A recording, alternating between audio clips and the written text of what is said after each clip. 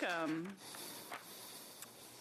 to meeting number 17 of the Standing Committee on Canadian Heritage. Before we begin, I'd ask all in-person participants to read the guidelines written on the updated cards on your table. These are measures in place to help prevent audio incidents and to protect the health and safety of all participants, including the interpreters. You will also notice there's a QR code to a short awareness video should you need that.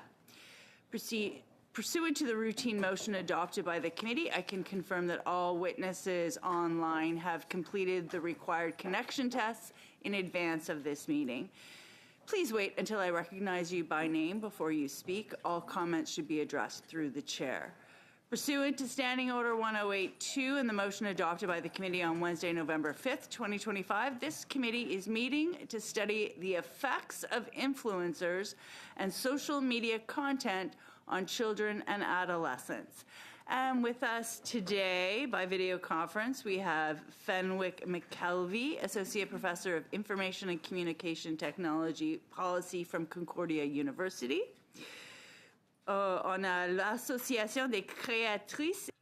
The Association of Creators, Content Creators of Quebec, Laurence Labrossereux, and Farrell Morissette.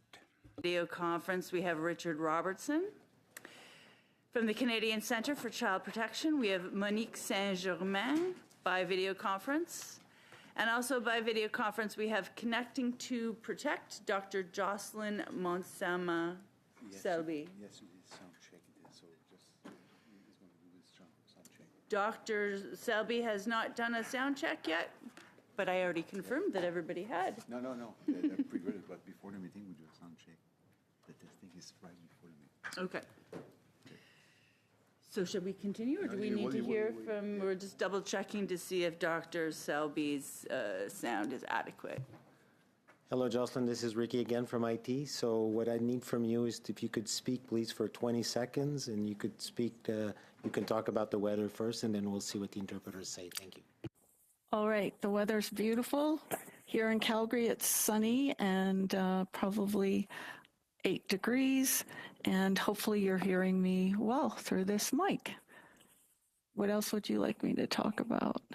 We'd like you, if you could raise your mic, if you just between your upper lip and your nose. Yes, just a little higher. There you go. Yeah, let's try. All right.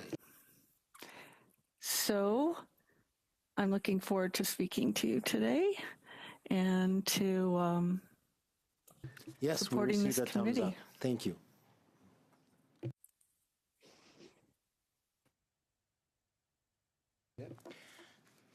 All right, that was, we're good to go. So we'll start with Fenwick McKelvey, if you're ready. Everybody has 5 minutes for an opening statement, starting with you. And starting now, go ahead, sir.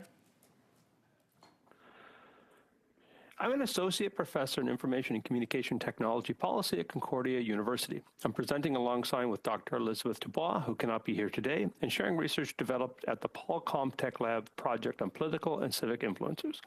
We are presenting today as experts in digital media systems and automated media with a growing attention into influencers, real and virtual. While our research largely attends to the broader media dynamics, we emphasize some trends necessary for understanding how these changes may impact children and especially youth. Research shows that children have lived through profound changes in our media systems. Twitch and TikTok, as well as games like Roblox and Fortnite, normalize and teach children to use cryptocurrencies, such that 80% of youth survey respondents claim to have invested in an in-game currency. AI usage as well is dominated by Gen Z users, with many of our students being exposed to AI content daily. And we are just beginning to appreciate the scale of these changes. 55% of teens use TikTok, whereas just 22% of adults. The gap in media habits seem to be growing, so we need to be mindful not to panic over the change. Youth have sophisticated media habits, neither helpless nor without support. Parents and schools play important roles in teaching media literacy. Most parents have talked to their children about online safety. One major challenge has been the rise of online influencers in our media system. An influencer is, and I quote, a highly visible subset of digital content creators defined by their substantial following, distinctive brand persona, and patterned relationships with commercial sponsors. Brooke Aaron Duffy, 2020. Influencers vary in quality and reliability, but our students, and speaking as a professor, as well as what we've encountered in our research, we know that these people have careers as influencers, and many of our students can better identify with influencers than journalists as a career choice. 78% of youth follow an influencer, and Dr. Elizabeth Dubois studies the role of political influencers, which is a key consideration in how youth inform political opinions today. Good as influencers may be, youth have to navigate a complex media environment, at times adversarial. Influencers may be used intentionally to perpetrate known harms such as cyberbullying, negative mental health, and physical health impacts, as well as spread disinformation. But they are not the only challenge to today's media system. Media systems are increasingly flooded with fake, scammy, and AI-generated content. The next turn in this ongoing experiment on youth will involve AI. Internet users of all kinds are also impacted by scams from unaccountable online advertising and ineffective online safety measures in many of our platforms. Reuters reports that 10% of Meta's advertising revenue, $16 billion, comes from scam advertising. Being online now requires constant attention to avoid being scams. Influencers, AI, and media systems more broadly have complex and positive and negative effects. But increasingly, the problem is not connectivity, exposure, or being online. It's about good habits, good supports, and good choices. Policy can improve this environment by better accountability for advertising and advertising-supported industries like social media, influencers, and very large online platforms, better protection against scam, and more accountability for ad firms and platforms that do not effectively address scams, harmful apps, and false advertising on their platforms, better standards to help influencers demonstrate their trustworthiness and reliability. These objectives can happen through support to ensure age-appropriate design in platforms and efforts to ensure that platforms fulfill their social mission. Enforce and scale existing regulation through the CRTC and the Competition Bureau, compelling these regulators to be more proactive against false advertising, combating stereotyping, and working to create good jobs for these new class of media creators, influencers.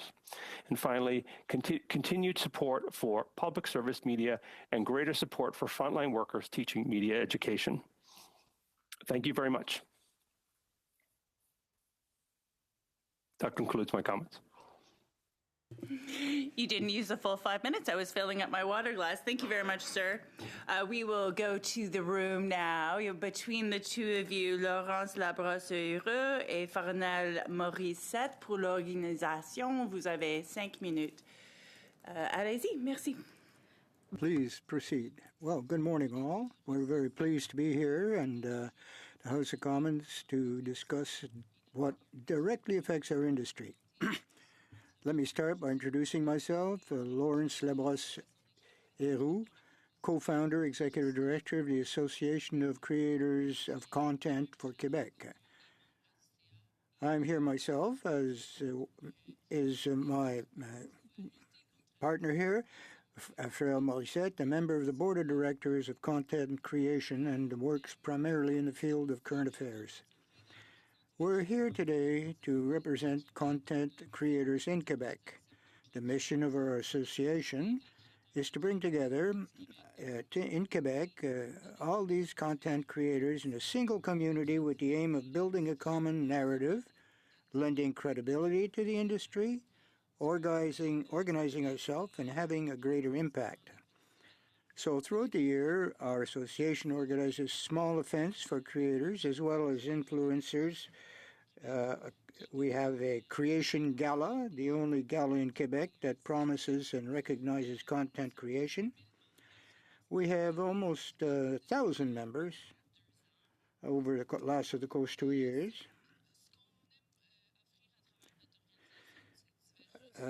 Members have access to various resources on our online panels and portal. We have including standard contracts, media kit examples, and even a dozen training courses, one of which deals specifically with mental health. Also, public affairs.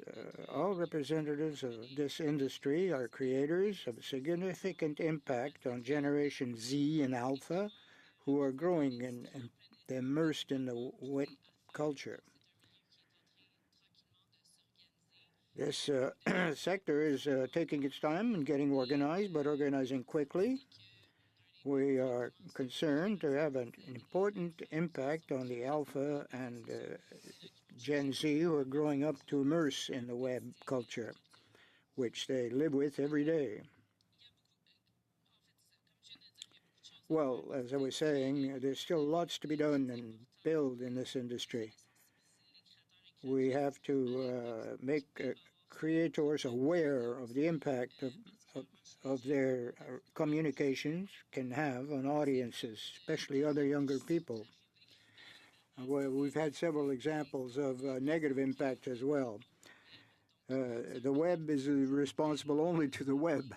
So generally, we know that certain people are involved in certain sectors or subsectors, and we're very pleased to be here today to discuss such important issues with you.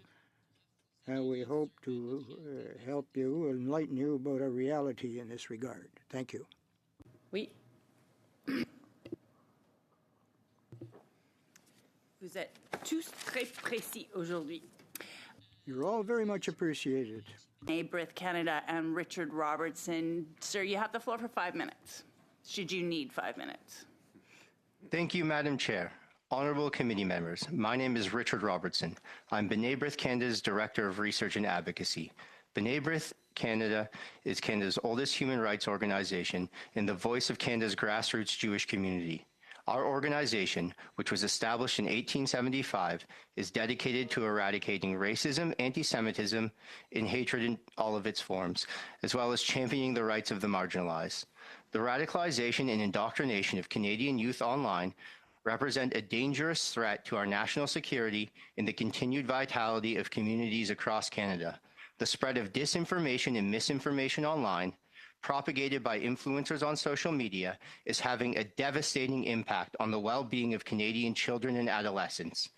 Not only are they being victimized by the obscene content they are encountering, our online spaces are sadly being used to inculcate them towards violent extremism. Canada has a duty to protect its next generation from the dangers of increasingly virulent and polarized online content. As a society, we cannot afford to remain idle while our youth are subjected to the disseminations of nefarious actors and to the proliferation of radical ideologies on social media and other digital platforms. This committee, through its present study, has the opportunity to make recommendations that will provide additional protections for young Canadians as they navigate online spaces. If implemented, our recommendations will ensure that our nation is proactively confronting the risk posed by the radicalization of Canadian youth online. To assist the committee, B'nai B'rith Canada presents the following 3 recommendations. Our first recommendation is that the committee recommend that the Standing Committee on Public Safety and National Security commence a study on the threat of youth radicalization online in Canada. In July 2025, the Canadian Security Intelligence Service, CSIS, published its Public Report 2024, which discussed violent extremism and youth radicalization. The report indicates that Canada has seen a growing trend of youth involved in counterterrorism investigation, some of them as young as 13 years old. In its submission to the committee, B'nai B'rith Canada highlighted a series of cases involving youth who were radicalized online and subsequently charged with offenses ranging from terror to distributing child pornography. The transformation, in part through online radicalization, of the role of youth from victim to perpetrator, as indicated in CSIS's 2024 public report, warrants that the Standing Committee on Public Safety and National Security commence a study on the threat of youth radicalization online to assist the federal government in better understanding the issue at hand. Our second recommendation is that the committee recommend that a national program be developed to enhance the digital literacy of youth relating to the misinformation and disinformation that they may encounter online. The need for youth digital literacy in Canada has been acknowledged by multiple actors. In a 2011 report by the RCMP titled Youth Online and at Risk, Radicalization Facilitated by the Internet, the radicalization of youth is not described as a new phenomenon. Rather, it is acknowledged for only growing in its pervasiveness. The report lists several methods to counter youth radicalization, including website helplines and reporting mechanisms, but ultimately calls for a multi-sphered approach to open dialogue and education for youth. In the preceding decade, efforts have been made to enhance the availability of digital literacy programs for Canadian youth. However, as B'nai B'rith Canada suggests in our submission, these efforts have been advanced by non-governmental actors. There exists a need for a coordinated national program. The time is now for such a program to be developed and implemented by our federal government. Our final recommendation is that the committee recommend that the Government of Canada take tangible steps to actuate on the commitments made with regards to social media and online harms in the 2025 G7 Interior and Security Ministers communique. These commitments are enumerated in our submission. We urge the committee to use its report to insist that Canada uphold the obligations Canada has made to reduce online extremism and to create a safer online environment for Canada's youth. Thank you. Thank you. Next, we'll turn to the Canadian Centre for Child Protection. Monique Saint-Germain, you have 5 minutes. Thank you. My name is Monique Saint-Germain, and I am General Counsel for the Canadian Centre for Child Protection, which is a national charity with the goal of reducing the incidence of missing and sexually exploited children. We operate cybertip.ca, Canada's tip line to report the online sexual exploitation of children. In 2024 alone, CyberTip processed over 29,000 reports, most of which involved child sexual abuse and exploitation material, also known as CSAM. The next most common reporting category was tied to online luring or sextortion. To tackle the explosive growth in online CSAM, in 2017, we launched Project Arachnid, an innovative, victim-centered set of tools that targets the detection and removal of CSAM online. Operating at scale, Project Arachnid issues roughly 10,000 requests for removal every day, and some days over 20,000. To date, over 67 million notices have issued to over 1,500 service providers worldwide. It is because we operate Project Arachnid that we understand the challenges of content removal and the immense harm to children when content is not promptly removed. And it is through cybertip.ca that we hear every day from Canadian children and families impacted by something happening online. In addition to processing those reports, in 2024 alone, we managed nearly 2,800 requests from survivors, youth, and caregivers for assistance and support. This unique lens equips us to understand how children are being targeted, victimized, and sextorted on the platforms they use every day. We understand the focus of this committee to be specifically on the issue of child influencers and social media harms to children. On the issue of child influencers, while we understand that these accounts can be a source of income for the child and their family, this comes at a personal cost to the child and their safety. The followers of these types of accounts tend to overwhelmingly be men with a sexual interest in children. In addition, the images child influencers share are often reposted in online forums and chats amongst groups of users who comment on and sexualize these children. This heightens the risk to the individual child and to children generally. The way that social media works makes it easy for those who have a sexual interest in children to not only find child social media accounts, but also to connect with like-minded individuals who share their sexual desires about children. Images of these children are then shared within these groups to fuel sexual discussions about the child. This is likely to have repercussions for the child extending into adulthood. Adding fuel to the fire are algorithms. Once a user of a social media platform engages with content in some way, such as liking it, sharing it on their own account, the algorithms are tuned to ensure that the user will see even more of that type of content. The algorithms effectively amplify the content within certain user groups and connect users together that may not otherwise have been connected. The reality is that social media is focused on ways to increase user engagement, as that's what makes the company's money. To maximize engagement and thus profits, social media companies have developed these sophisticated algorithms, which help ensure the user sees more of the content they like.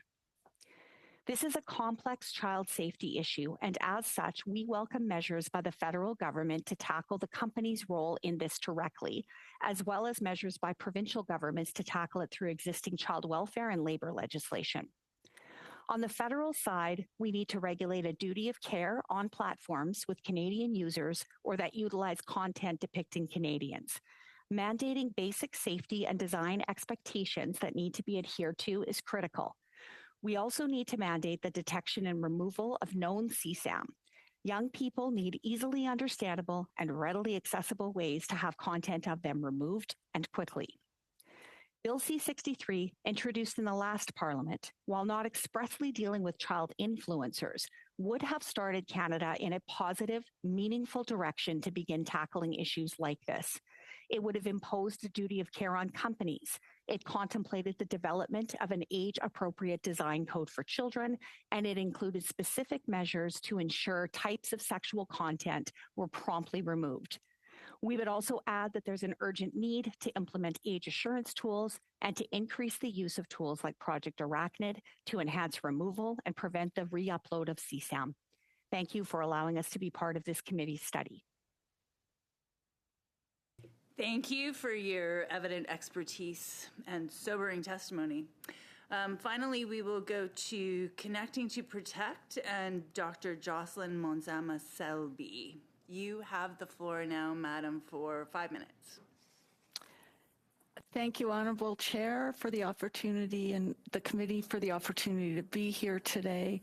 The regulation of influences and social media content affecting children and adolescents is a rapidly evolving global issue, and Canadian lawmakers must critically assess and learn from international regulatory successes and failures.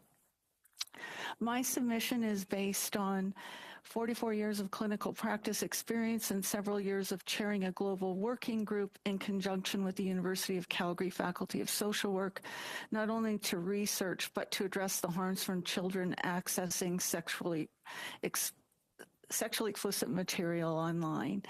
Hopefully we'll have a publication that is available at the end of the first quarter in 2026.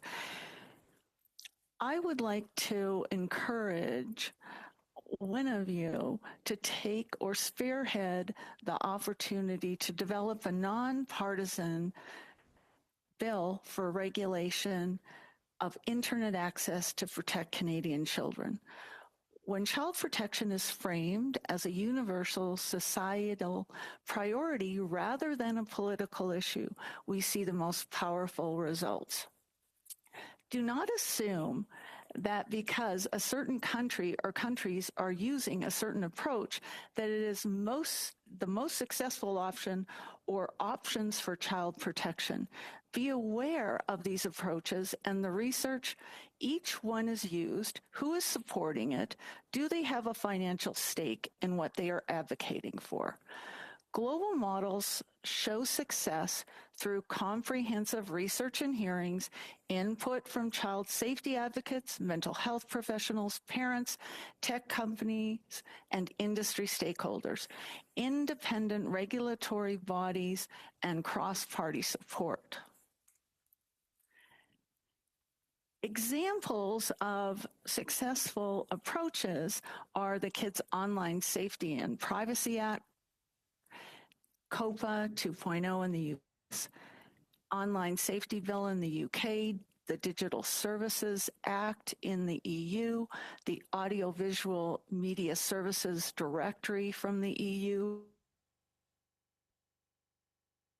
Brazil's ECA Digital Act, other countries with independent regulators, Germany, South Africa, Korea, and Spain are all coming on. We need to look in turn at all of the international laws, treaties, and conventions, and a single guiding principle is Article 5 of the UNRC, the United Nations Rights of the Child.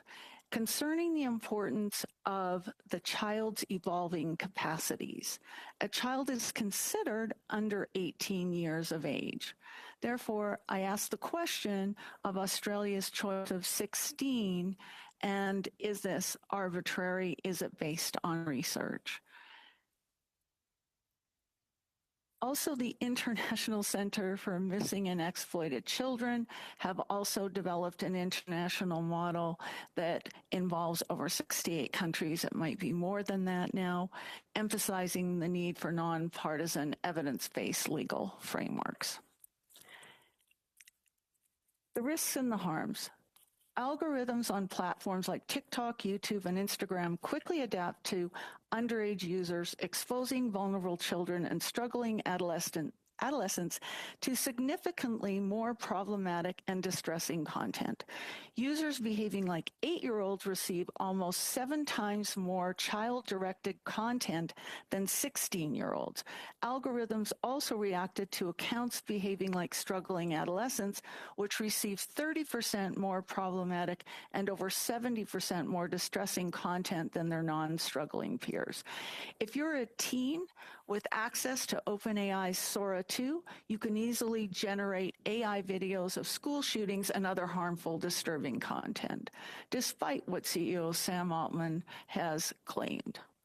A recent study from Cambridge Brain Development Research highlighted adolescence now as the stage between 9 and 32 years of age as a period of heightened risk for mental health disorders. This is a much longer time span than we have ever been aware of, and that is current research that came out in October of 2025. In 2023, the IWF hashed 2,401 self-generated sexually explicit imagery and videos of 3 to 6-year-olds. 91% were of girls, and most 62% of them were assessed as images shown of children in sexual poses displaying their genitals to the camera. It takes just a few clicks to find child sexual abuse material online, including AI-generated images across many platforms. As an influencer, Andrew Tate's online presence has made him a hero to millions of young men, but his ideology is widely toxic and extremist. He is known for commercializing misogyny and encouraging followers to adopt harmful attitudes towards women.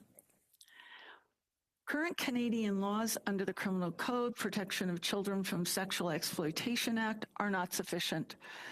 There is a need for regulation that is fit for purpose and safety by design, requiring platforms to identify, report, and remove illegal and harmful content immediately. Dr. Selby, I'm sorry to interrupt, but we are out of time. Can you just wrap up your comments, and then hopefully we can get to more of your points later in our questioning? Absolutely. In Canada, we have PIPEDA, the Personal Information Protection Electronic Documents, which is enforceable if there's only a breach of privacy. Canadians must close the gap between rapid internet development and needed regulation, moving beyond a partisan debate to protect children and vulnerable individuals with pragmatic leadership. Thank you for the opportunity to be here today. Thank you for joining us. We'll turn to questions now, starting with Madame la Présidente. Mr. Champoux, allez-y. Madame, avant qu'on commence les questions... Before we begin questions, Madam Chair, I'd like to, before the end of the meeting today, that we have some other questions to deal with. There's a new Minister for Culture, which was appointed today. So this might have some influence on what our work for the next few weeks, and we have to sort of discuss how we're going to go about it. And we might have to add some more meetings. So we could reserve 45 minutes at the end of the meeting for this. Any other observations on that? Do we agree?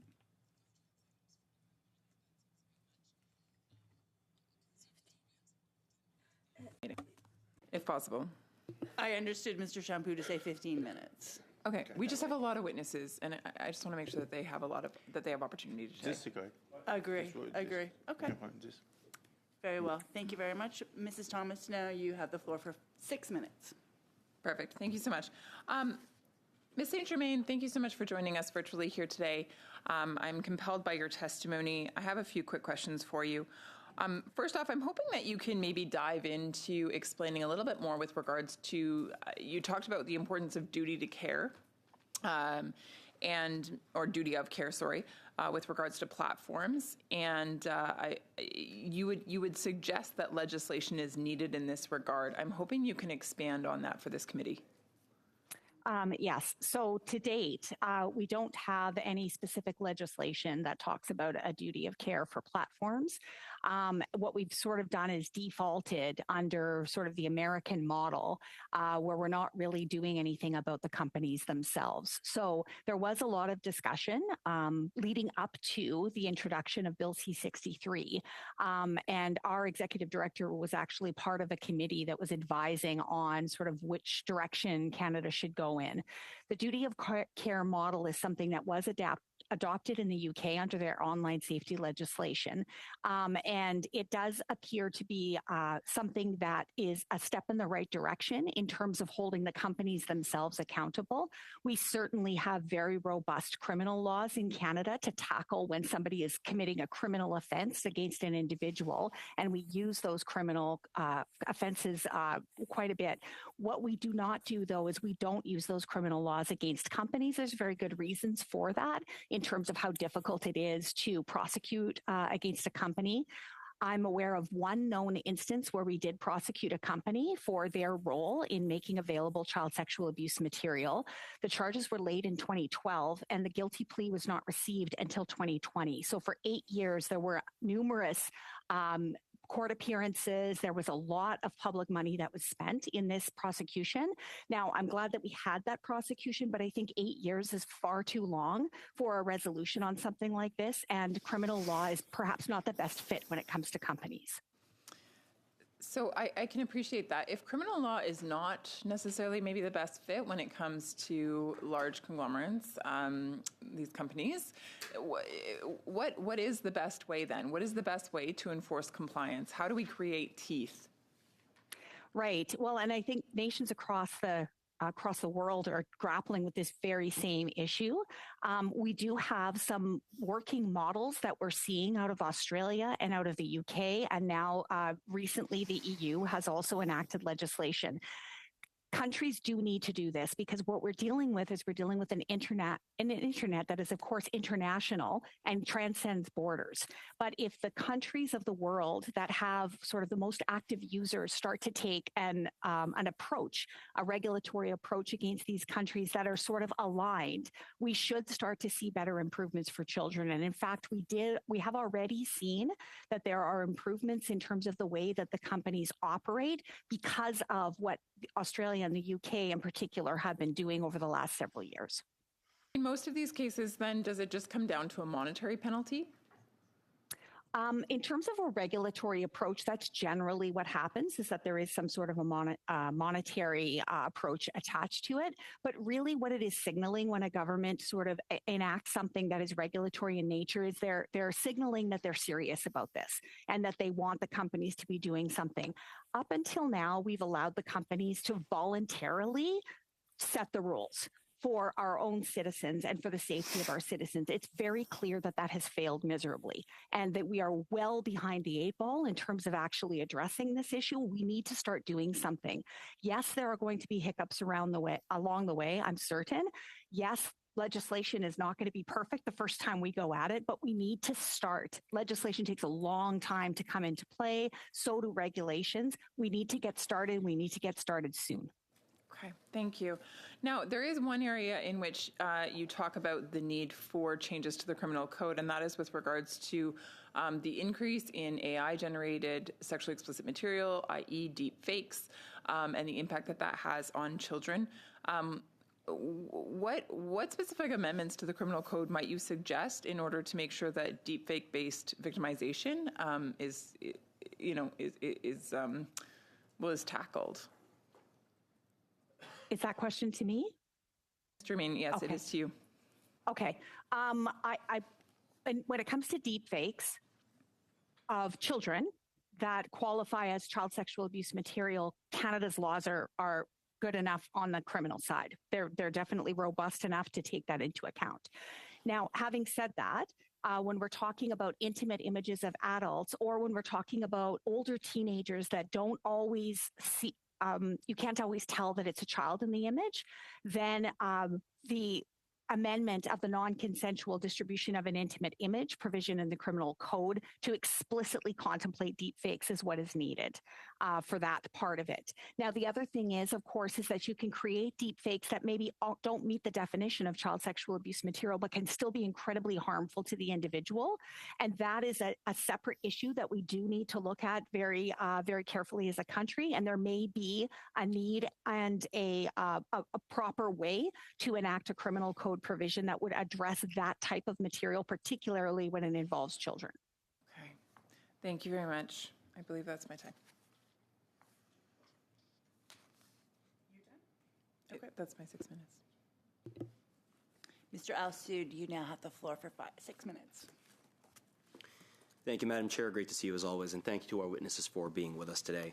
Last week, I asked a question to a certain witness, and the response went quite viral, and I'd like to take a quick moment to clear a misconception. Reading the comments, it's clear to me that some seem to think the study is about banning young Canadian men from going to the gym or from listening to and watching to CBUM. The gym's been an important part of my life for as long as I recall. There are videos and pictures of me watching my father bench press at a commercial gym since before I could say the word bench. But the gym alone is not the reason why I am who I am today. That credit goes to my parents, who created a safe environment for me and who ensured that the influences around me were good ones. Doing that is becoming increasingly challenging, sometimes impossible. That is what this study is looking to address, and that is what the study is looking to concern. I will now turn to my questions. Dr. Monsma Selby in the Justice and Human Rights Committee in December 2024, you stated that, and I quote, "It takes just 3 clicks to find child sexual abuse imagery or child sexual exploitation material on the net." You alluded to this earlier. What does that reveal about the way platform design exposes them to or shields them from exploitative material? So can you just repeat the last part of your question for me, please? What does that reveal about the way platform design exposes them to or shields them from exploitative material? So I think that's a complicated question. How does it shield anyone? Probably not, because platform design is, a lot of them are based, to my knowledge, on algorithms. And so, as I stated today, if you're a child that has a mental health concern where you might be depressed or suicidal and you're behaving like an 8-year-old, you are going to receive that type of material that is more directed to that content than a 16-year-old. So it doesn't matter if you're a child or an adult, whatever you're looking at, you are going to receive pop-ups of whatever is coming down the road. I'm not sure if that answers your question. It does, thank you. In the same committee, you stated that these IPAs, illegal pornographic artifacts, are disguised within websites and embedded in emojis and hidden links. How are these disappearing pathways used, and how does that structure change the way young people perceive risk and trust in those online spaces? So a lot of those are involved in gaming platforms, and different games attract a variety of whatever the game is produced for.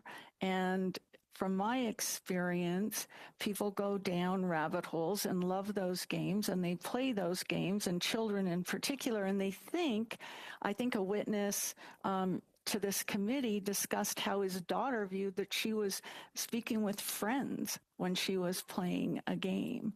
And it's misinterpreted as a real-life relationship sometimes. Sometimes it's not. Sometimes it's not seen as a real-life relationship. Sometimes it's seen as, gee, I have friends online in a community, and that is appealing for individuals that are more isolated and maybe less socially competent in many ways. Thank you, Doctor. Madame Labrosse et Roux, sur le site de la CREA, ça dit Madame Labrosse said the creation of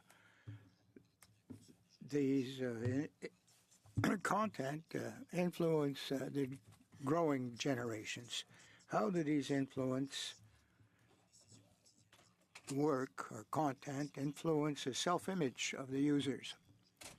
And I note, for example, the severity of these images. Well, I don't think there are very many.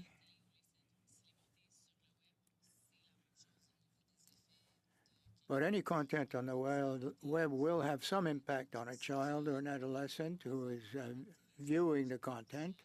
When I was a younger person, this will apply today to Generation Z and the Alpha generation.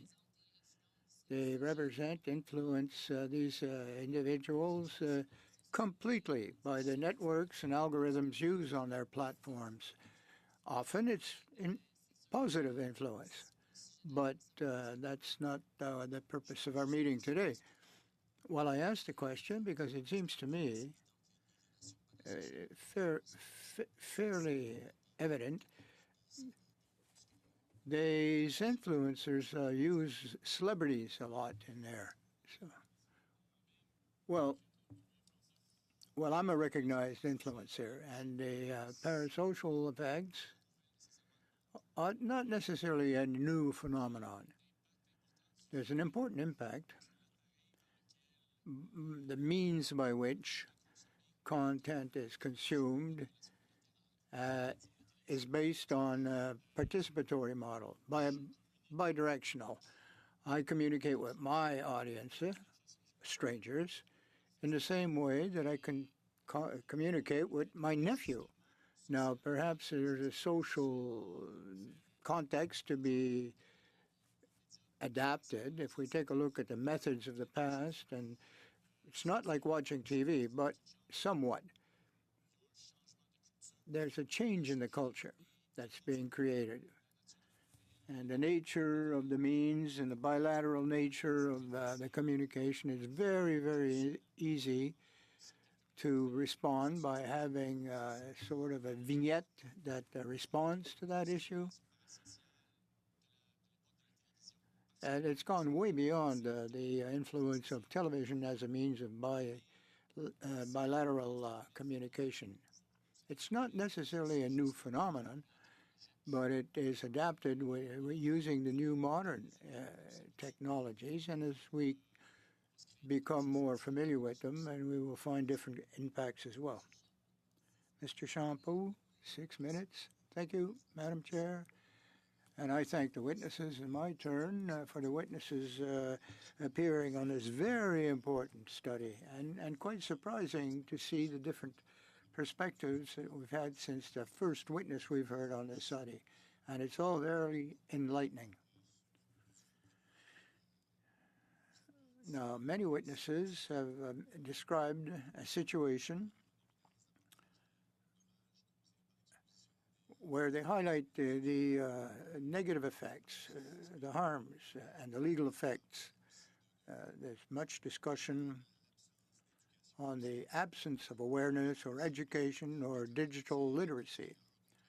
Now, with all the witnesses that we've heard and all the preparation on this study, I had a very enriching communication with Laurence. Labrosse et Roux is a nickname because we need a full name, but anyway, it was very interesting. It opened the door to many other considerations. So I'm glad to be having this conversation in public with CREA, your association. So, Laurence, if you would expand on that. What type of influencers are there? How are they drawn in, other than your cyber gala or creator gala? What's your perspective on the growing membership in this community? Well, our association is to represent modest to large size influencers. They may have 2,000 followers, some may have 1.3 million followers, so it's very variable. Also, the subjects dealt with online, if you take a look, some specialize personality cult for themselves, perhaps. Others deal with specific themes. Some deal with sexuality, some deal with health and health issues, others psychology, mental health. There's a million subjects that could be considered as targets or domains of interest to influencers. We're trying to build a community. And of course, content influencers are often in their own homes filming, and we'd like to know that, everybody to know that we have resources. We do the creative gala once a year and a big get-together. There's a great need and a request to find out what exactly is this culture. We, as an organization, are there to promote a good community, if you will, in Quebec and the rest of Canada. In fact, we could migrate the whole thing to a new platform and start addressing ourselves to youth where they live.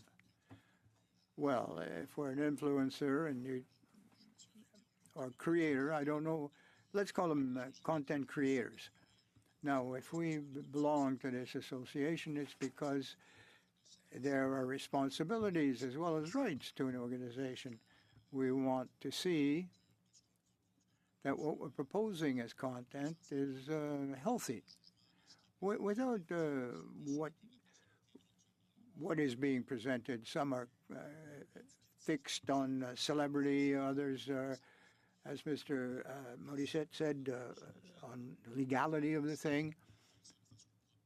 We want to do it properly, respectably, respectful. When there's online disinformation, a lot of it is not done knowingly. Where they get their information, how they transmit it, they'll repeat something, they retransmit. So it comes from some content is very difficult to distinguish reality from fake. We are based on a best practices guide, which are currently developing with various partners. But that's only the beginning of the debate. Well, I read a report on Radio-Canada over the weekend, which I found very interesting. There's a problem with flies in Mexico. They are breeding flies,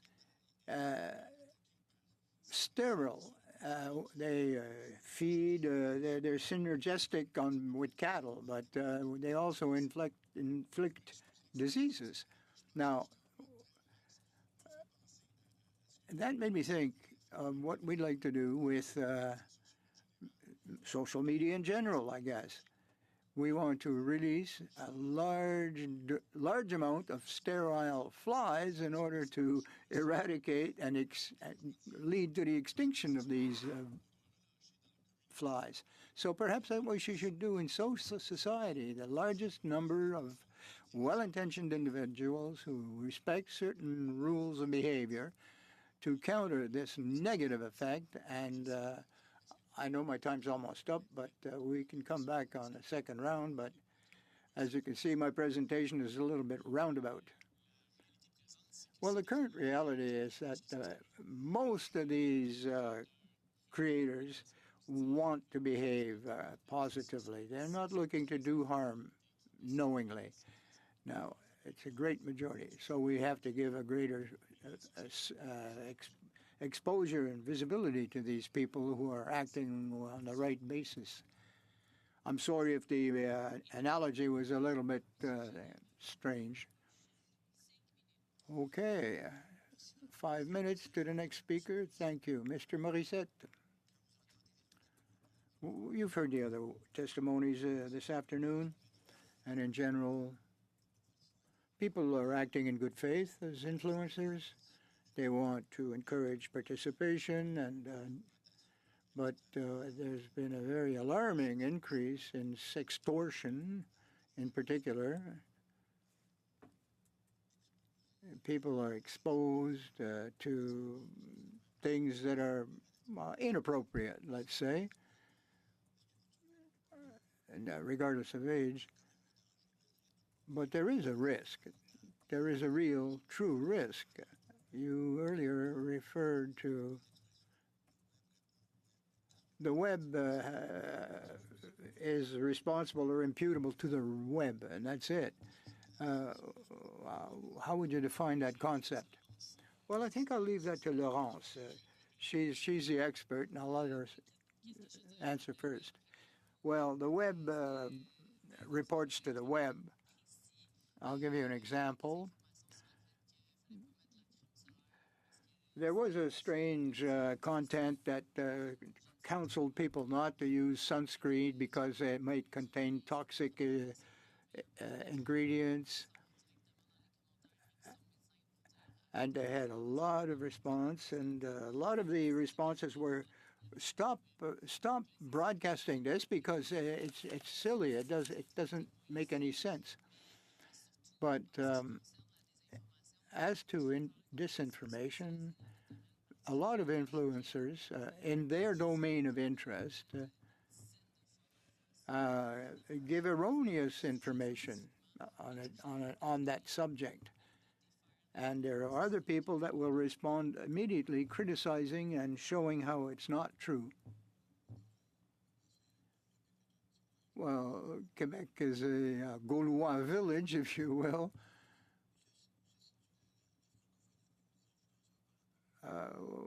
What percentage of influencers are francophone, let's say, throughout Canada, Quebec, if you wish? What's their contribution, negative or positive, to this practice of influencer? Are influencers French-speaking or French reading? Do we have as much influence on young francophones as young anglophones? Well, I have a tendency to reply that it's the same thing that we've heard from other witnesses. It's algorithm versus algorithm, but if you can consume content in French, they will package that to your profile and you will continue receiving information in French. We haven't done an in-detail study, but if we take a look at our members, and the great majority of Québécois are on social media and they're following in French. They also can use francophone sources globally, France, Belgium.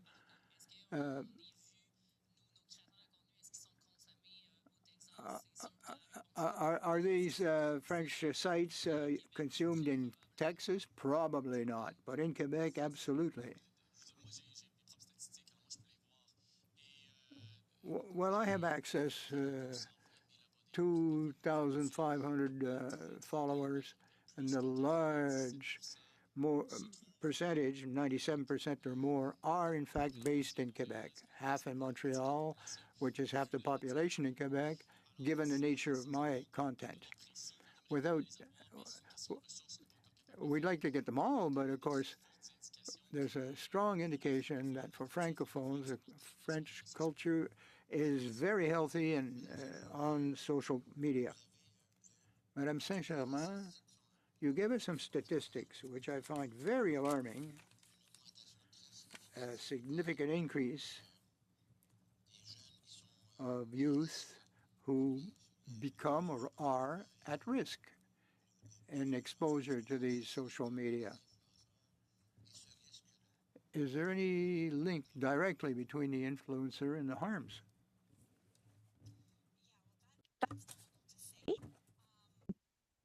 there are a lot of different types of influencer accounts, obviously. So it really does depend on what the influencer account is all about. Now, a lot of the child influencer accounts that we're aware of, and that have been the subject of some pretty significant media reports on them, are ones where, you know, the images of the child are sort of what is being packaged up and sold through these types of accounts. So whether it's the mummy blogger with the kids involved, or it's the child is sort of front and center in these accounts. And that's where there can be some significant risk. But even outside of that, we have to consider that young people, we've sort of had all sorts of rules and guardrails for them in the offline world. So, for example, children who are involved in the acting industry, there's a whole lot of regulations and rules around all of that. And that's to safeguard recognizing their vulnerability to being manipulated, to being economically exploited, and everything else.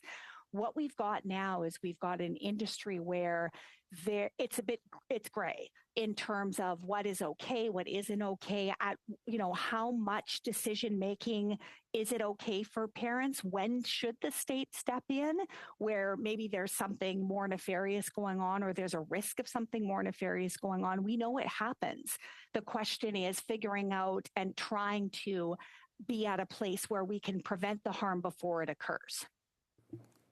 Thank you. Excuse me. Mr. Clark, welcome to Heritage Committee. Are you prepared to take the floor for 5 minutes? Are you good? Of course. All right, it's over to you. Thank you. Thank you very much, Madam Chair. Thank you to the witnesses and to the committee members as well.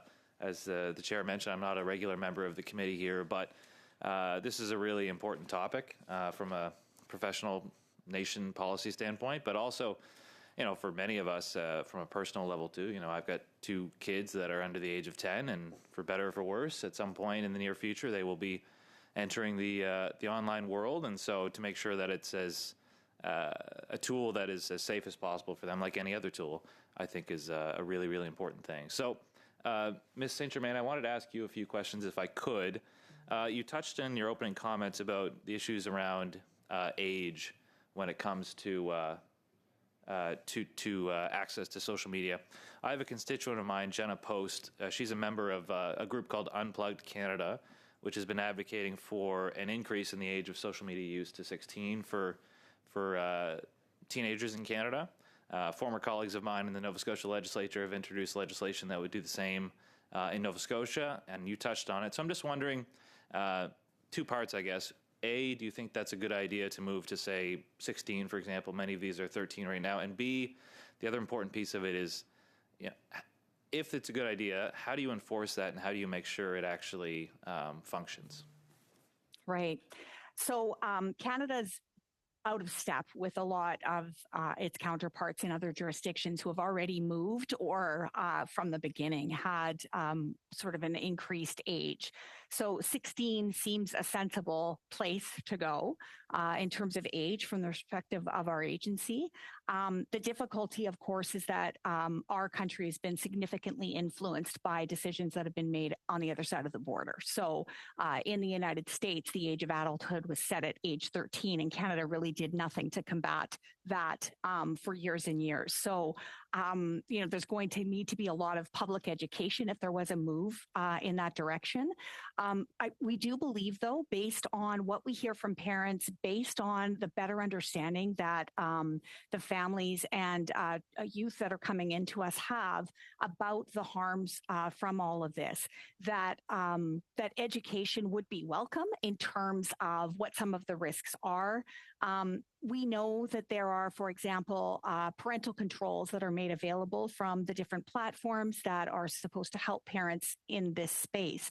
The difficulty, though, is that new apps are coming online every day. So you might learn how to use the parental controls on something like Facebook or Twitter or something like that, but you're going to have to learn all sorts of different ways in which you do that when it comes to another platform. That's the reason why our organization has been advocating that we need actually some ground rules for all of them. And we also have to recognize that social media is but one of many types of platforms that are causing harm to children in different ways. So there's the apps and the platforms that children themselves are using. And then there are the apps and websites and other things in which images and information about children is being exchanged, often without their knowledge.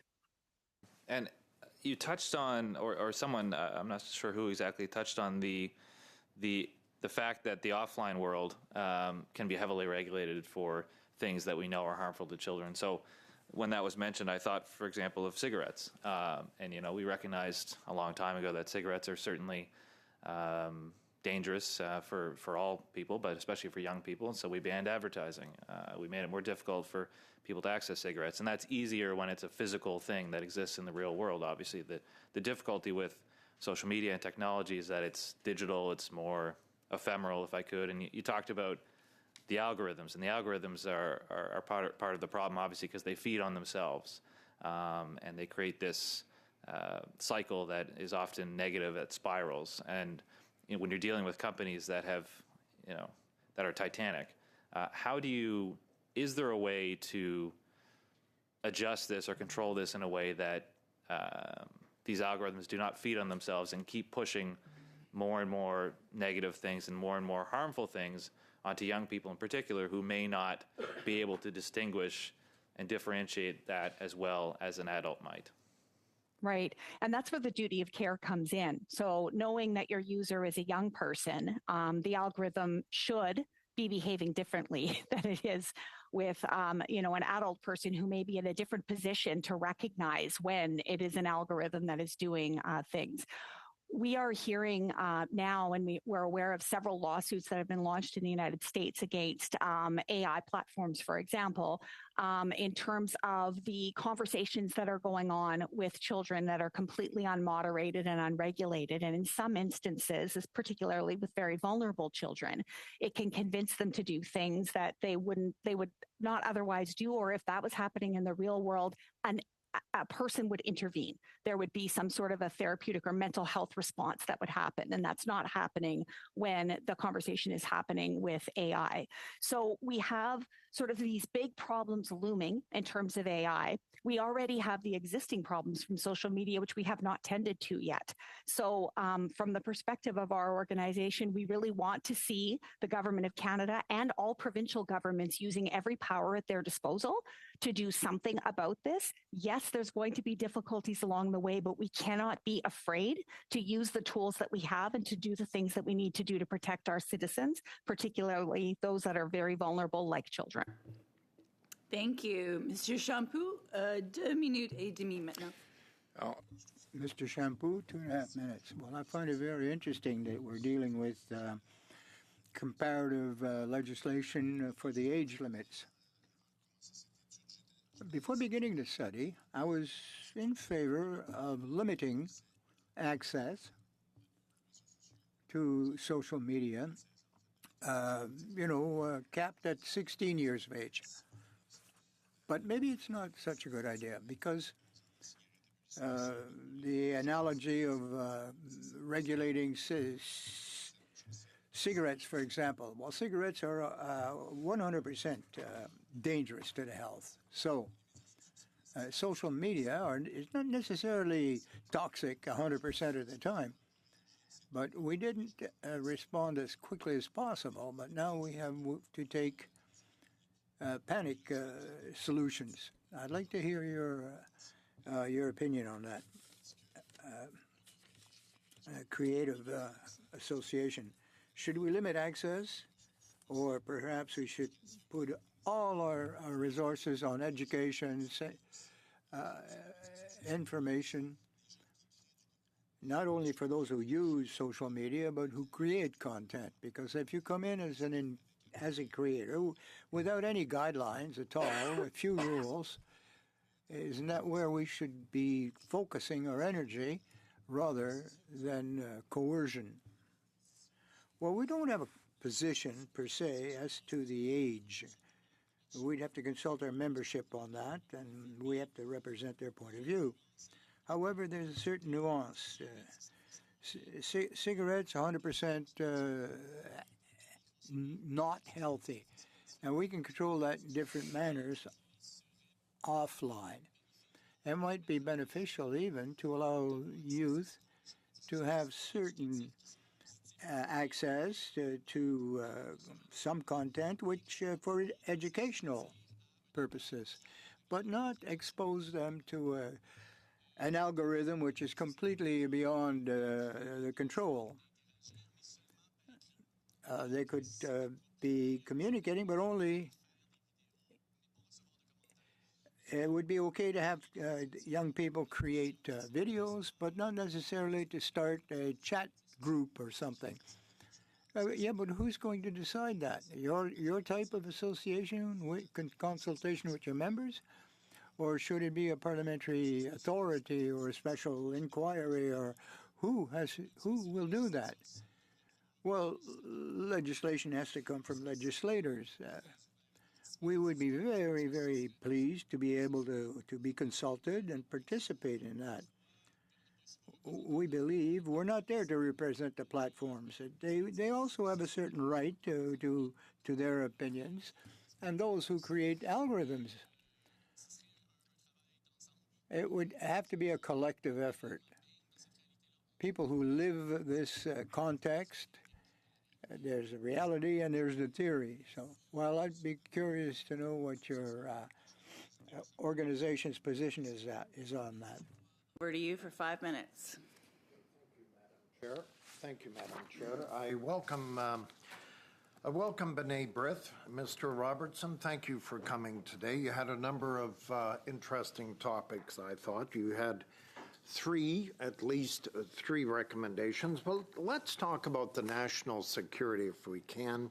The misinformation that you are seeing as an organization online, and then, of course, the violent extremism that you're seeing, certainly with the Jewish group, not only in this country, but worldwide. So I'd like you to comment on that.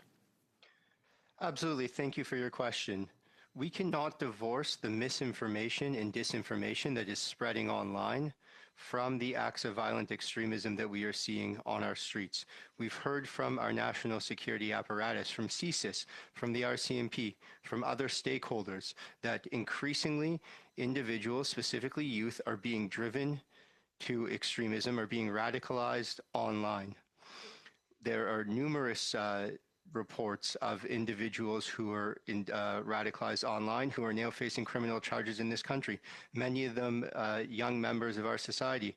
We've seen groups such as the Goyim Defense League, 764, the Maniac Murder Cult, terror organizations like Samadoun and others who are continuing to spread mis and disinformation online. And the impact of it on Canadian society should not be taken lightly. This is something that is a national security threat. When you have individuals who are hearing disinformation online, for instance, the gentleman who stabbed the woman at the Ottawa supermarket, that was an individual who was radicalized online. In his own online echo chamber, he became increasingly radicalized, and the result was that a Canadian citizen almost died. And there's been a lot of talk today about sexploitation. When you have groups like 764, a nihilistic group intending to create the downfall of Western society, active online, targeting youth and encouraging youth to distribute and to produce child pornography, that is a threat to our national security. And so we've seen increasingly through our monitoring of these extremist threats that they are growing online, their pervasiveness is growing, the multiplicity of the platforms that they are using to spread radical ideology online is increasing by the day, and we are behind the times. That is why our second recommendation is digital literacy for Canadian youth. The train has left the station, and we need to ensure that legislation is fantastic. Setting age limits is fantastic. However, we need to ensure that these youth aren't flying blind into a storm and that they are equipped with the tools to actively confront the misinformation and disinformation that they're seeing. You asked about the connectivity with the Jewish community. Over the past 2 years, we've seen a 124% increase in anti-Semitism. We're dealing with an endemic of online radicalization and a national crisis of anti-Semitism. In our 2024 audit, we pointed at the use of AI to disseminate hateful content, images of Holocaust survivors on roller coasters at concentration camps, images of Anne Frank using a ballpoint pen, which is a Holocaust conspiracy theory. All of these generated in AI. Anti-Semitism and online radicalization, the misuse of social media, and the nefarious acts of social media influencers are inseparable in today's society. So when you as an organization brought the 3 recommendations here, how would you kind of lay out that program? If I said to you, B'nai B'rith is in charge today of online situation, if you had your 3 points that you made very good today, by the way, how would you bring that out as an organization? What's your recommendation? My recommendation is that it can't be B'nai B'rith Canada. B'nai B'rith Canada can use our expertise to consult. Other like-minded not-for-profits, those with expertise in this sphere, should be consulted. But this needs to be a national program rolled out by our federal government. We've seen attempts, noble attempts from actors across society to create digital literacy programs, but they're ad hoc, they're piecemeal. We need to ensure that a national digital literacy curriculum is developed in consultation with the relevant stakeholders, and that it is our government that rolls it out. Thank you, Mr. Robertson. I think that's all the time I have, but thank you very much again. Thank you. Thank you. Monsieur Toumba, êtes-vous prête? Vous avez la parole pour 5 minutes. Mr. Toumba, 5 minutes, please. Well, thank you very much, Madam Chair. And hello, colleagues. Thank you, witnesses. I'd like to come back. The analogy used by those sterile flies that Mr. Shampoo put forward. I'd like to go perhaps on the flip side of the coin. There's a lot of well-intentioned persons online, influencers, but nonetheless,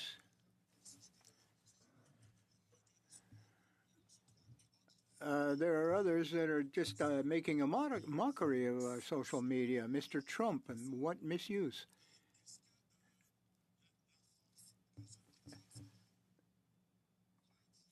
How could we implement,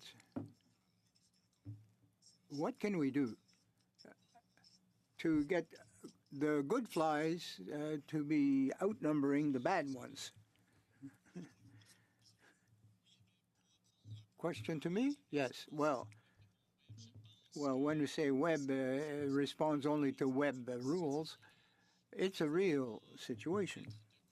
But we can't ignore the current reality. There exists in these echo chambers in social media sort of a natural militarization of the thing.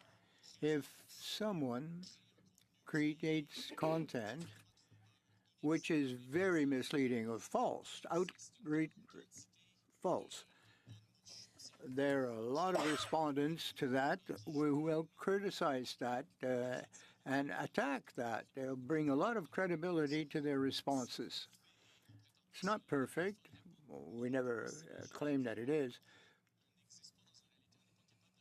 It doesn't mean that we can counter or reply to the weaponization of these sites.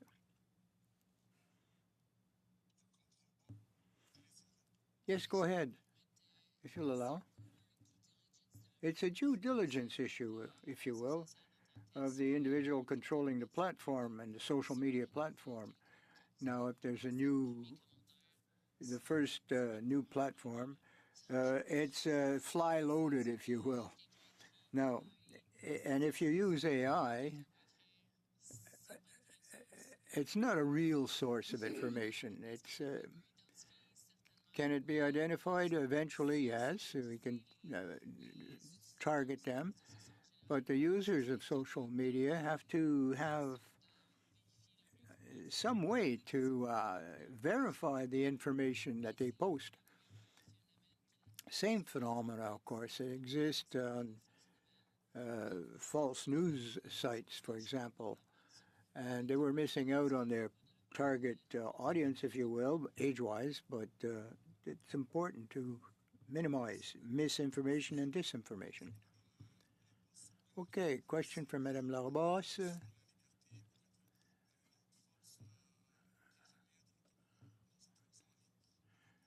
As to access to everyone who uses web, social media. Are algorithms democratic in our society? Now, somebody has programmed those algorithms, and they're using them only for their advantage. Well, depending on the use and the consumption, time of day, target group, the best algorithms is probably TikTok, very positive. If you take a look the mac and cheese, you'll get 20 responses to that particular video. Okay.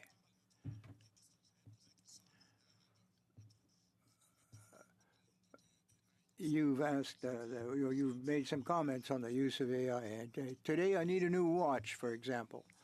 And my Facebook, Instagram, or whatever will provide all sorts of suggestions. Now, I didn't ask for it. It comes to me. How do you control that? Well, that, I think, is a little bit beyond social media per se. It's a pixel or a cookie that's following the user. Now, they might flag an individual who's looking at watches, and then all of a sudden, Rolex will be sending them information.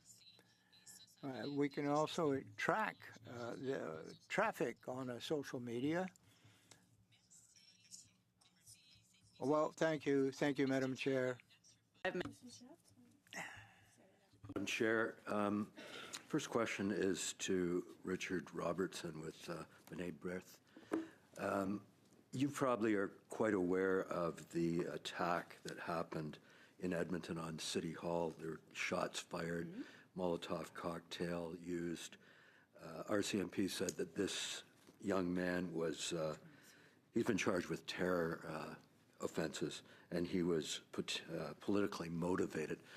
Can you tell me a little bit about that attack and tell me if you've noted his influences, what influenced him in particular? Well, we're seeing increasingly young Canadians who are influenced by the various forms of what are called violent extremism, political violent extremism, religious violent extremism, ideological violent extremism. And in this current case, it's political violent extremism that seems to have been the impetus for the attack. But what we need to look at for the purpose of this study is how these individuals are being radicalized, and the ability for a young individual to be targeted online, to be indoctrinated, is something that we've never had to grapple with before as a society. And it is a national security threat because, as you correctly pointed out, the ramifications are severe.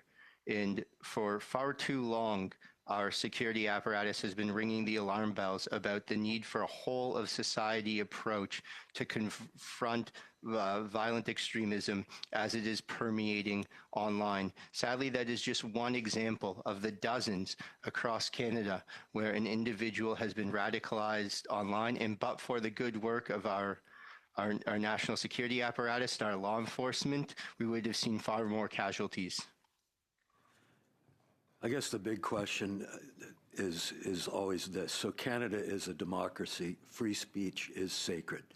So how do we deal with the harms that can be done to children by social media influencers without curbing free speech? Would you like to comment on that, Mr. Robertson?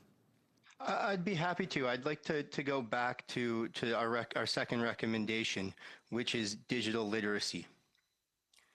we can equip our youth to confront the information. Perhaps it's Parliament's purview that spreading misinformation or disinformation is not illegal, but we can prepare youth to be less susceptible to the ramifications of that. If content is going to be awful but lawful, that doesn't mean that it's not impactful, and our youth are especially vulnerable to the ramifications of such content. So there's a need for us to ensure that Canadian youth are prepared for the information that they're witnessing online. It's not so much about policing the information that's being spread online. It's about preparing youth so that they're not vulnerable to it and we're not seeing them indoctrinated in a negative way. I'd also like to point out our third recommendation, which involved the holding Canada to its commitments made recently as a result of the meeting of the G7 Interior and Security Ministers. There's work to be done to work with these platforms to root out the unlawful content that is online. Right now, it's far too easy for harmful content to continue to exist in perpetuity online. We need to work to ensure that we're removing the awful content and preparing our youth to handle the awful but lawful content. Thanks for that, Madam Chair. What do I have? You have a minute and 10 seconds left. Okay. Dr. Jocelyn Mons-Selby, I'm wondering if you followed that, my question about Canada being a democracy, how we walk that fine line between helping children escape the harms from influencers without curbing free speech.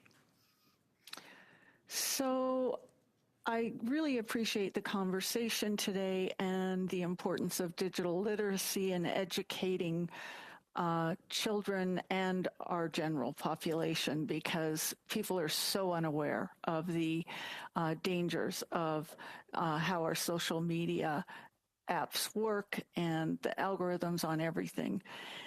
But I think there is a solution if we look at the broader picture. So we need, certain levels need certain solutions. I think if we look at individuals accessing the internet, period, and I've been a part of discussions around sexually explicit material and children accessing it, the adult industry, and all of these issues, children accessing the internet, is how do we protect children and how do we protect the majority of children? Now, by singling out just certain social media apps or certain adult industry players, we are not protecting the majority of children. I think we need to look at solutions that are very pragmatic. They are not solutions that are going to favor one particular industry. They're not, I look at what's going on all over the globe right now, and we've got age verification popping up numerous places all over the world. And it is viewed like it's being successful. It is actually, as the reports start to come out, you're going to see that the truth of the matter is it's like whack-a-mole with a lot of these sites. There's so many of them. And you might think that you're getting meta sites, and then there's other sites that are going to pop up. So I think the issue is, and you're looking at what's happening in Australia. Thank you, Dr. Selby. Did you have a final point to make there? We're quite a bit over time. I do. I'm sorry. I think we need to look at device-level controls where we implement age verification at that level. So when you purchase a device, then you enable it for adult content. That is the safest thing for children. Well done. Thank you very much. Monsieur Champoux, 2 minutes et demie. No, I'm sorry. I missed you, Mr. Miles. Mais c'est 5 minutes, par exemple. Merci, Monsieur Miles, de me laisser votre temps. Thank you, Mr. Miles, for granting me your time. Thank you very much to all the witnesses here. This is a fascinating discussion. I always come in with a certain idea, and then by the time the discussion is halfway through, I have a bunch of more questions. It seems to me that when we're talking about the age verification, when we're talking about, the comparisons to, let's say, alcohol or gambling, things that, are considered mostly bad, I think that part of the challenge here when we're talking about age is that we have age limits on those things because there's an understanding of at what point in someone's life are they able to perceive the risk and understand the risk of the thing that they are undertaking. This is my concern with social media. I think at one level we can talk about the content that is online, but then at the other level we need to talk about the algorithm itself. I thought Fernand t'a dit un peu de la même chose, que c'est pas toujours le contenu, mais I think we heard something very like that, but there might be a way to share the content without the algorithm. The idea of sharing content is actually not what concerns me as much as the algorithm itself. We've talked about radicalization. We've talked about the idea of explicit images being put in front of people who are looking for them, because that's what we know the algorithm works. I tend to think that there's a very big difference between how a television works and social media works. In terms of it is driven also by negative response as much as it is by positive response. And the proximity between, as we mentioned as well, comments, which can be really, really harmful for young people. I guess I just thought maybe, Monique Saint-Germain, maybe you can speak to this, and then maybe after you could speak to it as well. Some of the nuances between content and the algorithm itself. Is there a way for us to actually regulate the algorithm? Anybody else who wants to speak about it would be great too. Yeah, so I mean, yeah, there's certain types of content that, everyone agrees is going to be harmful, like child sexual abuse material. No one seems to be disputing that ought not to be online.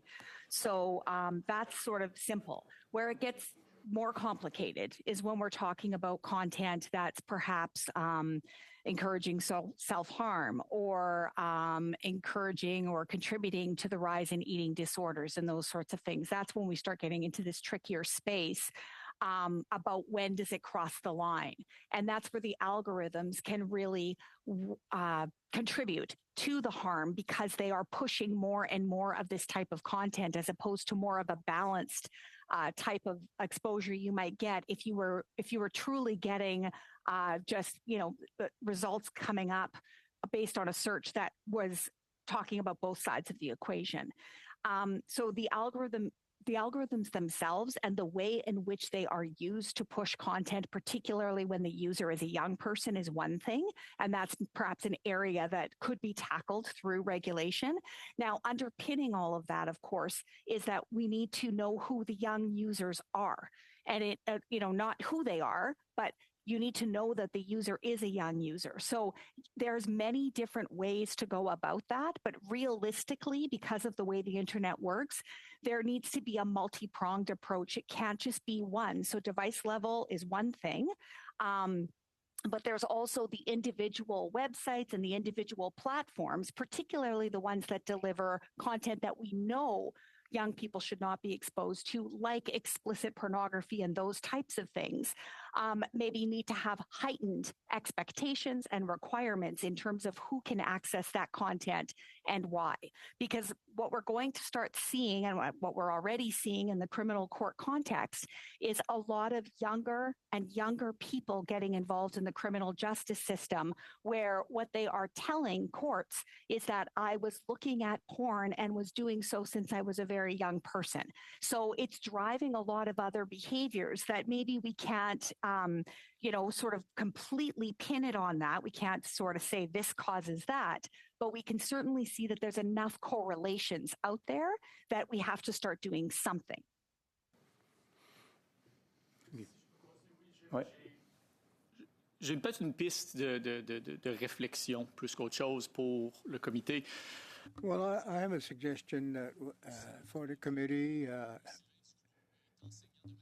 Mr. Vajglu, who teaches in high school, and he began a TikTok chain, if you will, to explain mathematical concepts.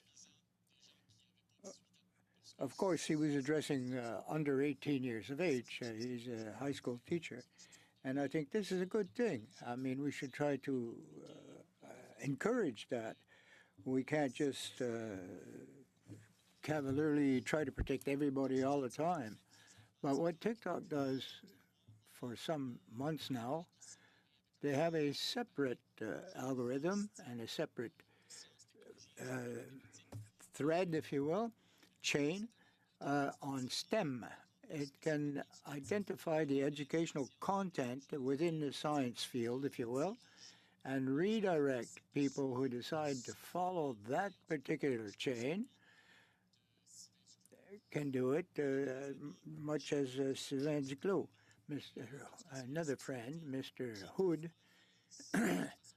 thread deals with sexuality, but he's a health expert and he's addressing young adolescents, and it has a social value. I don't think we should impose a generic regulation against the content. The real responsible authorities would be the platform providers, the platforms themselves. But I would caution the committee that don't believe that there's not good among the risks in trying to protect content which is absolutely false or bad. Mr. Champoux, 2.5 minutes. Well, we're looking at elements of solutions that are very, very interesting. I find it quite enriching. Now, responsible use, very positive use of social media. TikTok used to be the big bad ogre because it's most prolifically used by the young people. But perhaps it's not a justified reputation that they have. Sometimes they find content which is problematic, but there are positive initiatives, as you've just given us 2 examples of. So within our recommendations, I think we should have a recommendation which contains the recommendations that you all have provided today on this notion. If we decide to make it a broad regulation to limit the use of social media, access to the content, but not to the conversations, for example. If somebody is doing math on TikTok, it's kind of silly to say, don't comment, please don't comment on what you've just read or seen. But as to algorithms, we have to deal with the platform responsible authority. They just shut the door in our face. We have to have this discussion with everybody. Laurence, earlier you mentioned the cultural content and consumption. People have to realize that we have to expand French language culture. But it's a matter of framing the issue. Use a carrot instead of the stick to creators so that they share their knowledge on culture, for example, but it'd be cultural, artistic, whether it's video, music, drama. I know it's a long-winded question, but is there any means by which we can convince the creative authors to stick with the culture? Well, it's an excellent, because ADEC published a report today, as a matter of fact, and a request for funding based on the content. It's a decision that's going to influence our association, and we'll give you a definition of culture if required. Second method is to try to describe it a lot more detailed fashion. Is it or isn't culture? Well, then we can use your fly analogy. But it's very well based in the community of creators in Quebec. There's a very strong feeling of nationalism, of protecting the Quebec culture, the Canadian culture, in French. It's very positive, and it's well established now. It's rooted in the system, and we have recognition from official establishments and institutions. Culture is very fundamental. It's essential. And we need, Quebec is a very small market compared to the US of A. Their population is 10 times that of Canada. And we have regulations that encourage us to highlight Canadian content and French content. Well, okay, I don't have much time to ask any more questions, but thank you very much. Thank you. All right. Thank you so much. Sure. My first question here then, I guess, is going to go to Ms. St. Germain. I'm just wondering if you can talk maybe a little bit about, explain for us exactly how it happens, the connection between organized crime groups and children being lured and exploited online. I think we've talked, anyways, it just hasn't been addressed as head-on as maybe would be beneficial for this committee to hear. Okay. Yeah, so there is a lot of reports that we receive through CyberTip. And of course, we know from our work with police that this is a significant issue. There are the individual offenders who target children online in different ways, but there are also groups of what appear to be organized criminal networks operating offshore that are targeting young people. In many instances, they're targeting male young people, pretending to be female, manipulating them into some sort of a sexual chat where the male child in Canada believes that they are talking to a female peer. And as soon as an image or video is created or shared, then the person on the other side will turn around and then start threatening that they're going to release to the friends and family and everything else. So a lot of times what ends up happening is the connection happens on a mainstream social media site like Instagram. And then the conversation is moved into a private channel like Snapchat. And in fact, Snapchat is implicated in a lot of the reports that are made to CyberTip and some recent research that we released last week, where half the children who had responded, all of whom were in Canada and had experienced some form of online harm, implicated Snapchat in that. So not all of those kids, of course, were manipulated or part of a criminal network, but this is a big part of what we know is happening. We also know that what the types of tactics that are being used are very scary. They are very aggressive. And the young people who come into our organization for assistance are terrified in terms of what is going to happen next, et cetera. So a lot of these kids are trying to manage these situations on their own, and they only reach out for help when they feel like they have no other options. Some kids are talking to their parents, and then it's their parents that are coming in.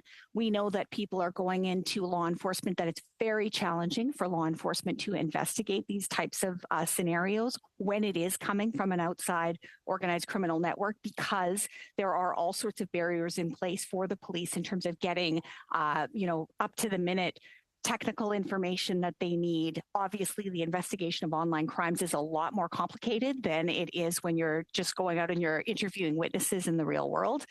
And then you need the cooperation of the other countries. So, there's been some developments on that front. Canada recently signed on to a cybercrime treaty in Hanoi, Vietnam, that a number of other countries signed on to. And that should help in terms of the exchange of information. But still, this is a problem that is facing not just Canadian young people, but it is facing, young people in many developed nations, because a lot of this is driven towards financial extortion. So they're out to make money. So just like we used to see this type of thing happening to senior citizens, and that's still happening, but young people are seen as a target. Young people in our countries have money, and criminal networks know they do. So it's being used basically then to blackmail these individuals and their families? Yes. Okay. Thank you very much for helping to explain that a little bit. we have a very short period of time here. I just want to jump into Project Arachnid. How exactly does that work to take down images? And then how do you know for sure that those images have in fact been removed from online? Right. So I'm not the technical person, but essentially it is using technology to detect similar images and videos that we've already assessed and classified. So it's like a really, really smart crawler that goes out. As soon as it sees something that we've already assessed and classified, it automates the sending of a notice to the platform requesting its removal. And then what it does is it goes back and it checks periodically to see if the content's been removed. And so we measure removal based on the last time we checked it was there, this time it's not. And we sent in the intervening period, we sent a notice. So it's a pretty simple concept in that respect. However, what it has given to us is the ability to see how the responses are occurring when we get pushback from companies, what that pushback looks like, what kinds of questions that they're asking, or the types of platforms that this type of material tends to sit on for long periods of time. So we know that file hosters, for example, are implicated quite a lot in terms of the notices that we send. Thank you very much. Mr. Miles, over to you for 5 minutes. Thanks, Madam Chair. Mr. McKelvey, it is time. It is your time, my friend. I see you there waiting patiently to answer a question. And I wanted to ask you just if you have obviously some thoughts on all of this. My particular question revolves around, again, the age at which, kids are able to assess the risks of social media, knowing that, of course, there's some great examples of math education online through social media, but also that the algorithm will favor potentially very harmful content to kids. So I guess what I wondered is if you had any thoughts on this and if there is an age appropriateness, if there's a time at which these risks can be understood and perceived appropriately. Thank you very much. And I feel as though there's kind of two components to unpack there. One is an understanding of how algorithms work and what steps we've made or not made in Canada to do that. And I think one point to emphasize is just the difficulty in assessing how any algorithmic or AI system works. And that's a consistent concern of the research community to describe effectively what are algorithms doing or AI systems. I think the second point I would make is the distinction between knowing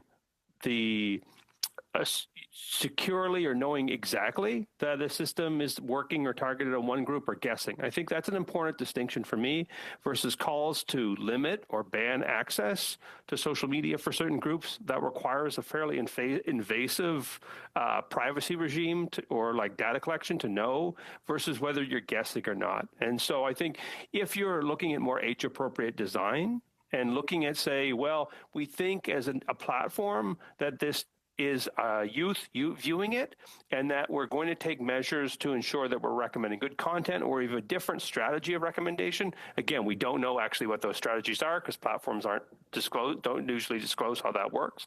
That would be a kind of different measure. So not necessarily banning, but making sure that platforms have certain design criteria when they think they're in situations where there's a probability that they're interacting with a youth or a minor. So you mean putting the responsibility on the company itself? It seems to me that when I've spoken with advocacy groups about this, they say that really there hasn't been much care for privacy in general. There's a lot of information that's already known about the content, the people who are accessing this content, whether they be kids or not. How would you respond to that? Well, I think I would concur that one of the longstanding ways that we could advance regulation would be to empower the Office of the Privacy Commissioner. This has been a kind of known issue as the Office of the Privacy Commissioner, if they had enforcement powers, duty to investigate, and the ability of protecting privacy rights, there'd be a way that we'd also have a very quick mechanism towards advancing this. Certainly that platforms know and collect a lot of information, which is why I recommend actually targeting some of the justifications of that data collection, specifically online advertising. Thank you very much. MP El Sud, if you have a question, feel free to go ahead. In an opinion piece you wrote a few days ago for The Conversation, you state that generative AI is already implicated in deepfake pornography and other forms of technology-assisted violence.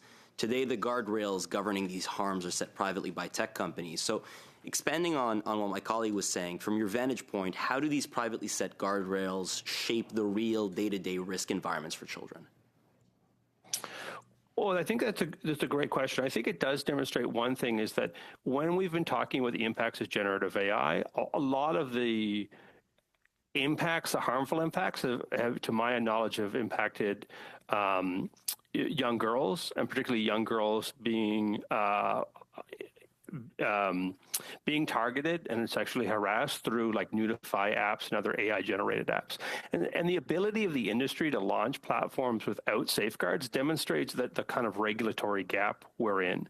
We've certainly had longstanding concerns about oversight on platforms, and now we're dealing with those same concerns around content, community standards, content and guardrails on AI platforms. And so for me, it's a continuation of a kind of longstanding concern about how do we ensure that platforms are participating effectively in ensuring their content are not being used kind of in really kind of harmful situations, which does not happen in the case of AI. I'm curious, does the risk differ across platforms? Could you restate? Does the risk differ across platforms? So have you found that certain platforms are more dangerous for children that navigate them than others?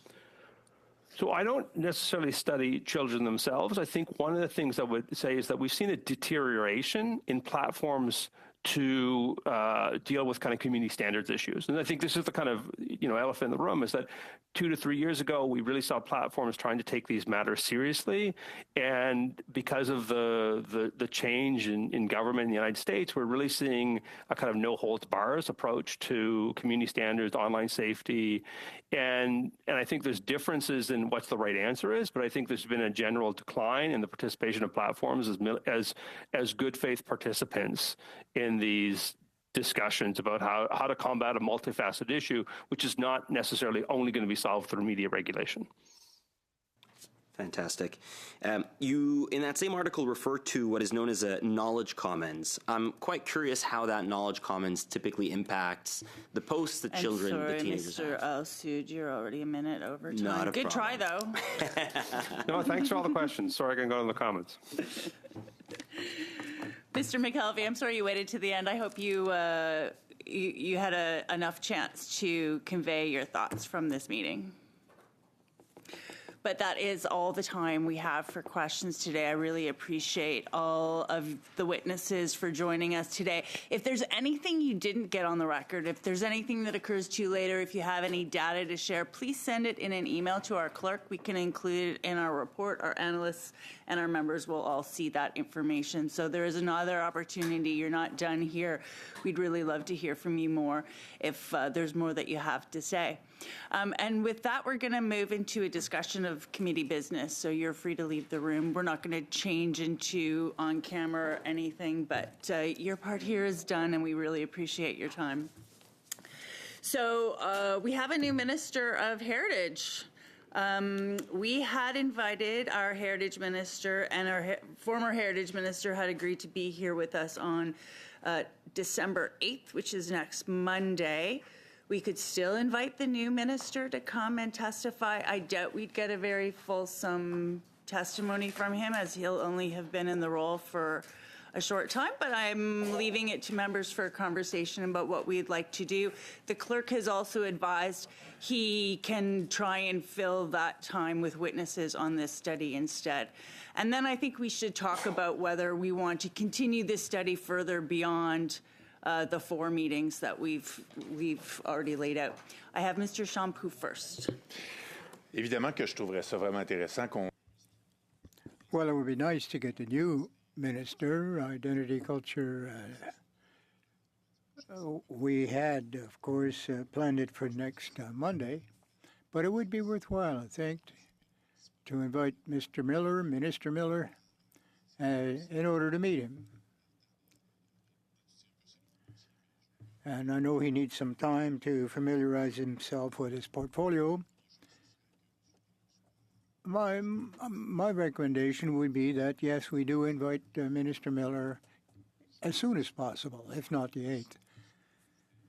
And if we were to extend the study on this, I think we'll find enough witnesses, I think we should do it. If we don't do it next week, because we are going to meet with the minister, I think we should still try to establish a few more meetings on the study, before Christmas, of course.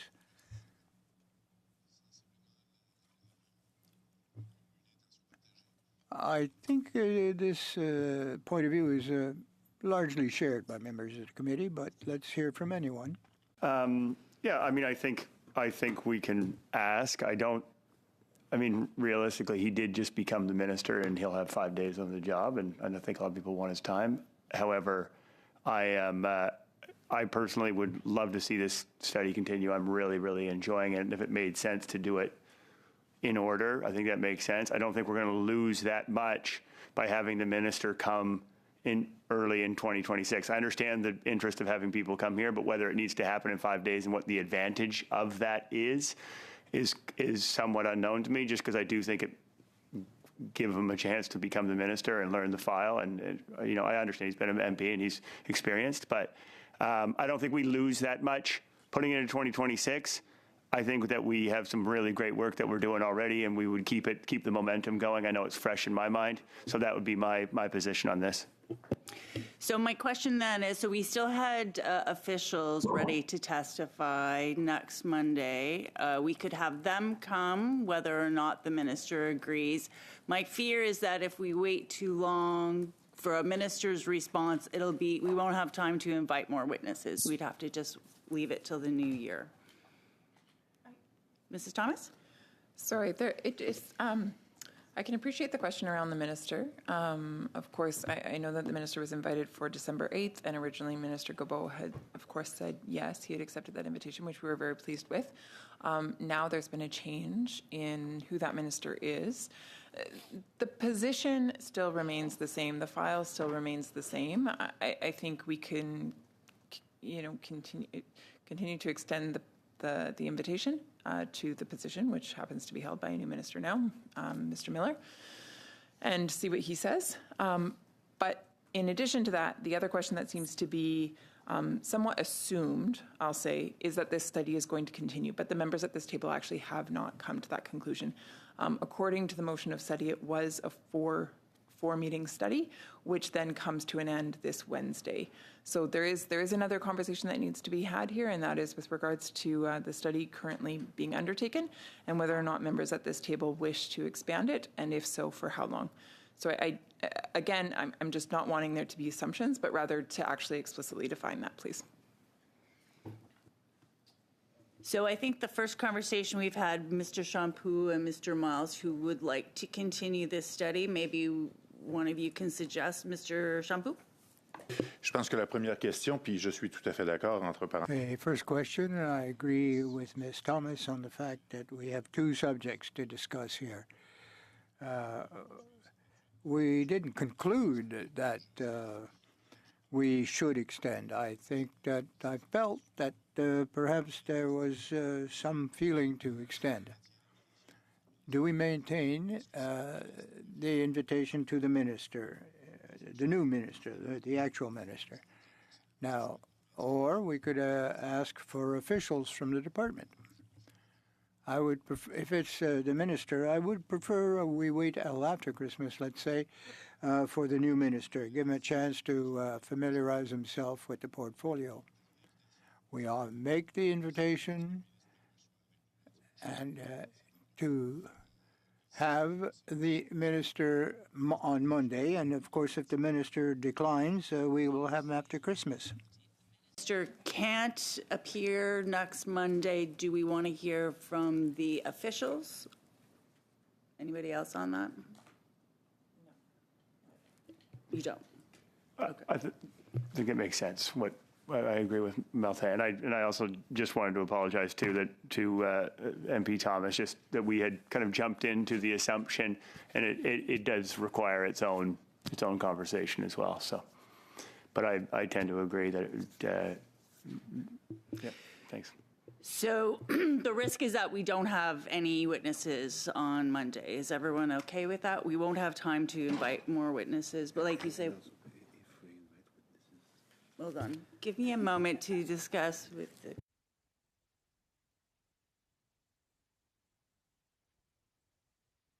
Do we want to, so I think we've all agreed we will continue to invite the minister and officials if, oh, I'm sorry, Monsieur Olivier Ntumba, allez-y. Oui. Oui, merci, Madame la Présidente. Thank you, Chair. I agree with the comments made by Mr. Mice. And if we still carry forward to next year, if he's not available Monday, we must meet with the minister. And if not, meet with witnesses. The officials could, in fact, be invited. If he is not available, who are we going to call as witness? Well, it could be costly to invite them if they have to travel any distance. And if we cancel the meeting, well, we're missing a meeting. And that's expensive as well. So I don't know if that's a very good idea. So I think, are we all agreed that we will continue with the invitation to the minister and officials for Monday? If he's not available, do we just cancel the meeting? Is that what we are agreed on? Because we won't have time to invite witnesses also.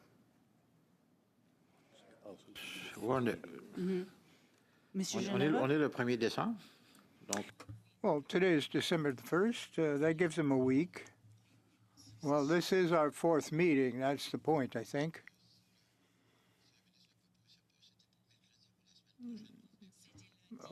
No, it's next Wednesday. Next Monday, rather, not this Wednesday.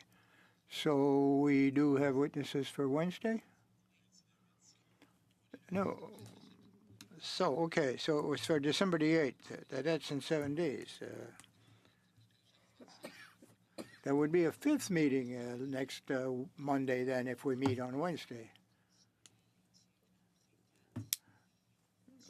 Well, we can discuss if we extend after 4 meetings. Well, a bit like Mr. Généreux, the minister was accepted, the invitation was accepted by Mr. Guilbeault. I don't know if Minister Miller, and if we find out on Wednesday that he can't come, are we still in time on Thursday to get witnesses for the Monday? We can try. Well, once we get all the information, if we have to cancel next Monday's meeting, we'll do it. I was told that the officials never take holidays. Well, you know, our analysts might also want to work over the holidays and draft another report. No, but if we want extra witnesses, we could do it for next Monday and cancel the 10th of December. We're getting close to the festive season as it is. December the 10th. If everybody leaves at 4:30, 5:30, well, what's the opinion here on the conservative side here? Okay. Monday would be our fourth meeting. If we add the committee, we could add extra meetings. Well, I'd like to see as many witnesses as possible who wish to appear. Well, if I invite people on Wednesday for Monday, it all depends. People, I'll do my best. I'll do my best, but we won't get five witnesses on Monday. Is that a plan? Well, we give till Wednesday for the minister to give a response. And with the goodwill of our clerk, might find a few witnesses for that Monday. And if we then decide to extend the meetings, do we need a motion on that? Well, it's a motion, but we could do it by consensus. I'm not sure. Well, I propose that we add 3 meetings to the study. 3 extra meetings. Would everyone agree to that?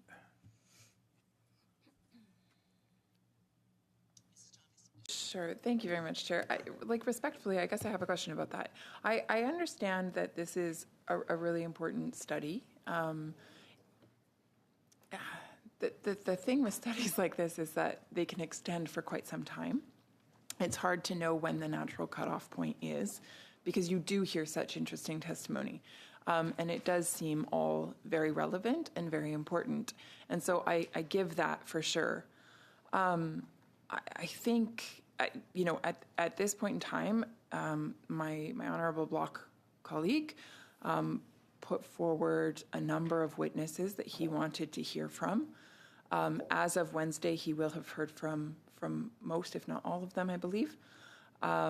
There are other witnesses, of course, that were suggested by the Liberals and by the Conservatives. I can see extending this study, by 2 more meetings. I have a hard time seeing it go beyond that, just because I know that there are other topics that we do want to look at as well. Mr. Miles. I find that 2 would be appropriate. I'm loving the study. I find that there's still more witnesses the perspectives that maybe we haven't heard. And I know, judging by the witness list that's coming, there's some really important voices too. So I think that I think we'd be absolutely happy with adding 2 if that works. Mr. Champoux? 2, ça me convient très bien. Merci. 2 suits me fine. Extend it longer, should we wish, after an extra 2 meetings. Do we need to vote, or is everyone in agreement that we add 2 meetings? Okay, excellent. Do we have anything else to discuss here today? No? All right, adjourned.